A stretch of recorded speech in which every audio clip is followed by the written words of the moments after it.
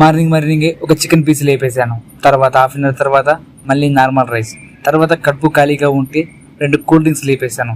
తర్వాత రూమ్కి వెళ్ళేటప్పుడు మళ్ళీ చికెన్ బిర్యానీ లేపుకెళ్ళాను. ఇదంతా ఏమిటనుకుంటున్నారా? నేను మలేషియాలో ఈరోజు పార్ట్ టైంకి వచ్చాను. ఫంక్షన్ హాల్లో డెకరేషన్ చేయాలి. మొత్తం సామాన్ అయితే అన్లోడింగ్ చేసుకున్నాము. ఇప్పుడు మేము ఫంక్షన్ హాల్ దగ్గరికి వెళ్ళాము. మొత్తానికి కష్టపడి ఇలా సెటప్ చేసేసాము మొత్తం. మీరు ఆ డెకరేషన్ని చూడాలనుకుంటే చూసేద్దాం రండి. ఇలా సెటప్ ఉందండి. ఇది ఎంట్రన్స్. ఇలా లోపల గ్రాండ్గా ఎంట్రన్స్ ఉంటుందండి, చూసుకోవచ్చు మనం క్లియర్గా. అలాగే ఇక్కడ చాలామంది ఇలాంటి డెకరేషన్లు ఇష్టపడతారు. చూసుకోవచ్చు ఎంట్రన్స్ ఎంత ఏ రేంజ్లో ఉందో. ఇక్కడ ఫంక్షన్ హాల్లకు చాలా ఖర్చు పెడతారండి మన ఇండియా వాళ్ళలాగే. చూసుకోవచ్చు డెకరేషన్ ఏ రేంజ్లో ఉన్నదో. నార్మల్గా చూస్తే సింపుల్గా కనబడుతుంది, కానీ లైవ్గా చూస్తే మాత్రం ఒక రేంజ్లో ఉంది. మొత్తానికైతే ఫంక్షన్ అయిపోయింది. సామాన్ మొత్తం విప్పేసి లోడింగ్ చేస్తున్నాము.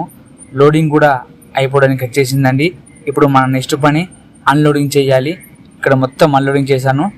మరిన్ని వీడియోస్ కోసం సబ్స్క్రైబ్ చేసుకోండి. Bye bye.